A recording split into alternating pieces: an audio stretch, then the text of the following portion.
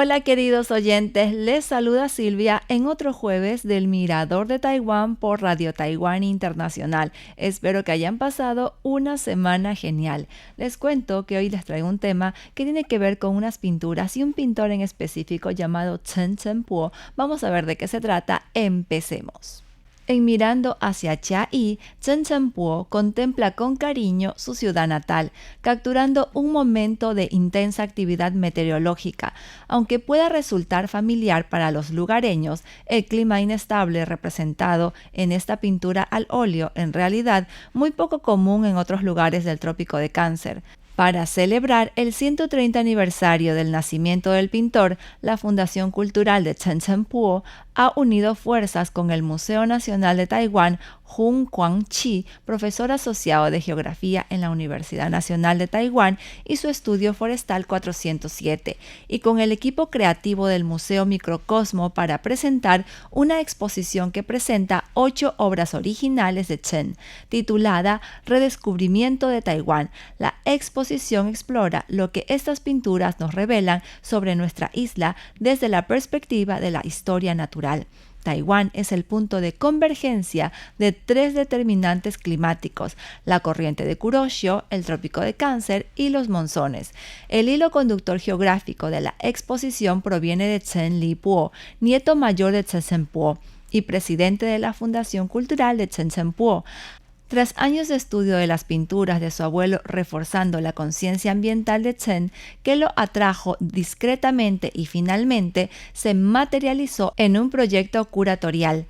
Esta es una oportunidad preciosa para nosotros de utilizar las obras de un pintor taiwanés para interpretar historias locales con respecto a la geografía humana y la geografía física, dice Hun Guangqi. El concepto es nuevo y fascinante, pero forjar conexiones resultó ser un reto formidable, hasta que Hun se topó con una entrevista en 1932 en la que Chen Cheng-po dijo: «Lo que siempre me esfuerzo muchísimo por expresar es la antología de la naturaleza y de los objetos físicos. Eso es lo primero. En segundo lugar, reflexiono, refino y destilo las imágenes que se proyectan en mi mente, capturando esos momentos que vale la pena delinear. En tercer lugar, cada obra debe tener algo que decir». Utilizando esta reveladora declaración como punto de partida para la exposición, Hun nos cuenta que el modus operandi de Chen se asemeja al de un naturalista.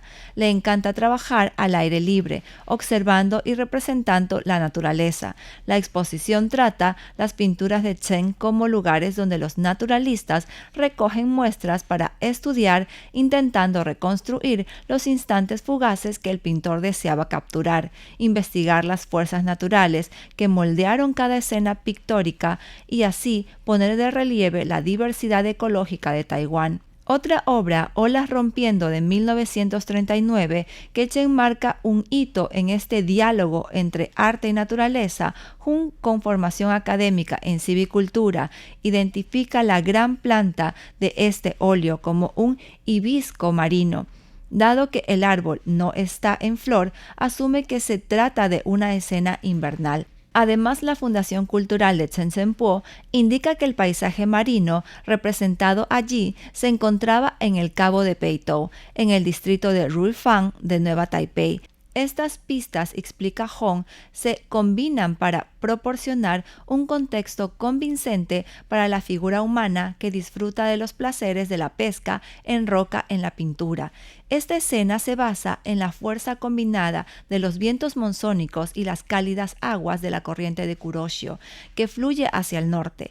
Cada año los húmedos vientos del noroeste facilitan el crecimiento de la lechuga de mar en las rocas de este rincón noroeste de Taiwán, mientras que la corriente de Kuroshio sirve de vía para la vida marina, atrayendo bancos de peces a las cercanías del cabo, donde se alimentan de los ricos nutrientes de las aguas.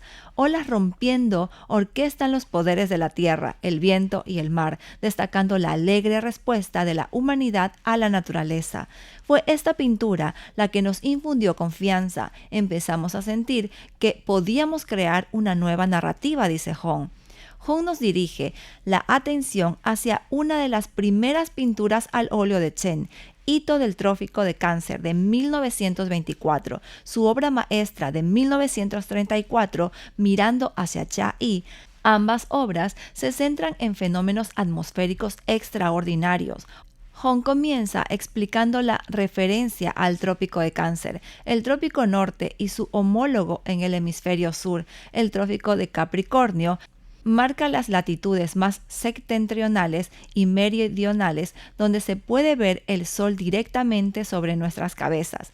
Nuestros antepasados observan los cuerpos celestes y vieron que el sol llegaba hasta las constelaciones de Cáncer en el norte y Capricornio en el sur, antes de regresar al Ecuador. La palabra trópico proviene del griego giro. Las regiones sobre estos trópicos de Cáncer y Capricornio reciben abundante energía solar y se conocen como la zona tropical o trópicos. En las culturas occidentales, los trópicos tienen connotaciones tan positivas como negativas: fecundidad y salvajismo. En 1895, Japón adquirió Taiwán mediante el Tratado de Shimonoseki y en su posterior gobernanza de la isla siguió el ejemplo de paternalista de las potencias coloniales occidentales. Nacido en Taiwán, Chen Zhenpo se hizo conocido en el Japón continental. Se propuso contrarrestar las visiones prejuiciosas sobre los trópicos que sustentaban dicho dominio colonial.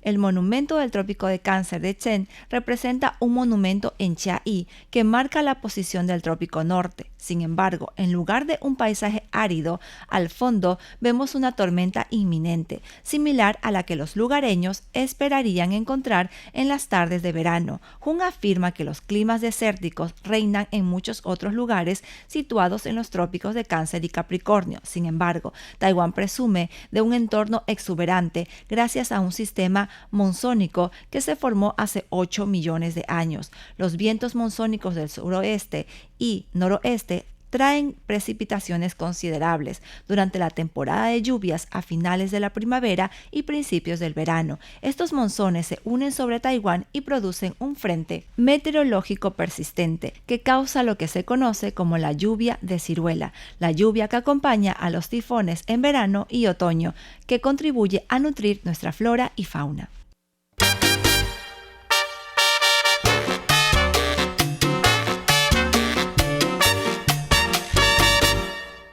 Y estamos de regreso y les cuento que el primer plano de Mirando hacia Chiayi abunda en vegetación, pero las nubes del fondo insinúan la inminente llegada de un tifón.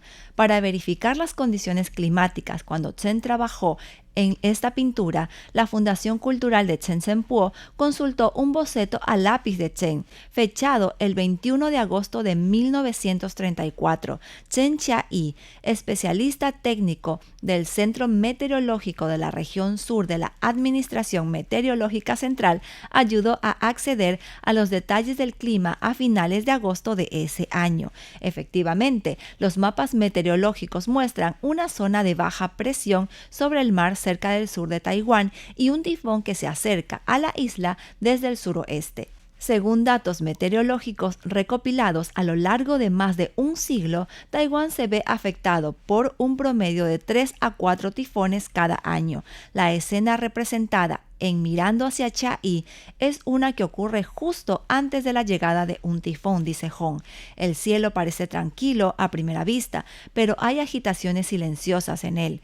Hong compara a Chen con los usuarios de Instagram que comparten imágenes de cielos de colores inusuales justo antes de un tifón. Chen no solo imaginó la escena, estaba explorando cómo era realmente el cielo antes de la llegada del tifón. Las pinturas de Chen redefinen el discurso cultural de la tropicalidad al celebrar las riquezas naturales de Taiwán y las influencias benéficas de nuestros peculiares sistemas climáticos. De este modo, nos cuenta cómo Taiwán llegó a ser bendecida con una vegetación tan sorprendentemente exuberante. Por otro lado, Mar de Nubes de 1935 y Nieve acumulada en la montaña de Jade de Chen nos transporta a regiones más elevadas. El primero captura un paisaje que Chen vio cuando viajó en tren a las imponentes montañas de Alishan y caminó hasta Chushan. Jung afirma que para los excursionistas los mares de nubes contribuyen una parte integral de su experiencia en las montañas taiwanesas. Amigos aficionados al montañismo le han comentado que estos fenómenos son de hecho muy poco frecuentes en Japón. Taiwán está constantemente bajo la influencia de los vientos monzónicos. La cordillera central y la cordillera de Xueshan, densamente arboleada y con una orientación norte-sur, tienen cadenas montañosas más pequeñas que se ramifican en sus flancos este y oeste. Los mares de nubes se forman cuando los vientos monzónicos azotan estas montañas. De ahí los cinturones de bosques nubosos que conocemos tan bien. Fueron estas condiciones ambientales especiales, añade Jung, las que dieron origen al ciprés rojo de Taiwán y al ciprés amarillo de Taiwán. Por otro lado, nieve acumulada en la montaña de Jade destaca otra de las características distintivas de Taiwán. La isla surgió debido a la convergencia de la placa del mar de Filipinas y la placa de Euroasia. La tectónica de placas allí creó 285 montañas de más de 300 metros de altura, agrupadas en un área de solo 36.000 kilómetros cuadrados. Esta topografía combinada con los vientos monzónicos y la ubicación de Taiwán en el trópico de Cáncer explica una gran diversidad de zonas de vegetación. A poca distancia se encuentran comunidades de plantas muy diferentes a las diferentes elevaciones, como si estuviera viajando de regiones tropicales a subtropicales y templadas. Desde los bananos tropicales en primer plano hasta los bosques templados y los picos nevados en la distancia. La pintura de Chen ofrece una lección sobre la zonificación altitudinal. En Japón, dice Jung, tendríamos que viajar desde las islas de Ryukyu hasta Hokkaido para ver tal variedad de vida vegetal. Otras escenas que cautivaron a Chen se refieren a los cambios en las comunidades rurales y al impacto de las políticas gubernamentales en los pueblos indígenas. Estas se pueden observar en Una familia campesina en 1934, Vida en la montaña de la década del año 30 y Carretera costera del este de Taiwán, también de 1930. Una familia agrícola representa una escena en Changhua, una ciudad con abundante agua subterránea. Jung interpreta este paisaje acuático desde la perspectiva de un programa lanzado en 1934 por el gobierno colonial japonés para mejorar las condiciones en las zonas rurales de Taiwán. La pintura de Chen encapsula el proceso mediante el cual se controlaba la agreste naturaleza de los paisajes agrícolas tradicionales. Se podaron los árboles y se instalaron barandillas a lo largo de un canal de agua cuidadosamente trazado. Atardecer en la aldea de Song de 1932 de Chen retrata por otro lado la misma localidad, pero las pinceladas son mucho menos sobrias y los colores más ricos, resaltando la cruda vitalidad de la vida rural tradicional. Por otro lado, poco después de que Chen terminara Vida en la montaña, Taroko fue designado Parque Nacional por el gobierno colonial japonés. Jung nos cuenta que este reconocimiento oficial impulsó la creación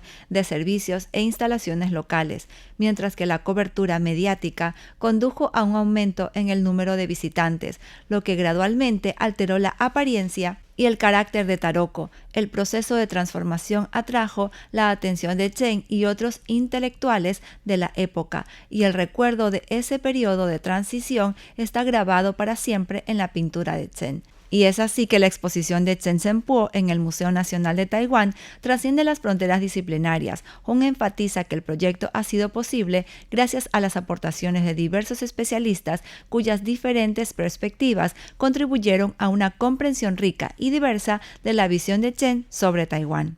Ha sido un gusto para mí acompañarlos este jueves en el Mirador de Taiwán por Radio Taiwán Internacional. No se olviden que pueden escribirnos a nuestra dirección de correo postal Radio Taiwán Internacional, P.O. Box 123-199, Taipei 11199, Taiwán, República de China, o también pueden escribirnos a nuestra dirección de correo electrónica esp@rti.org.tw. Los espero la próxima semana, les deseo muchas bendiciones, los quiero, bye bye.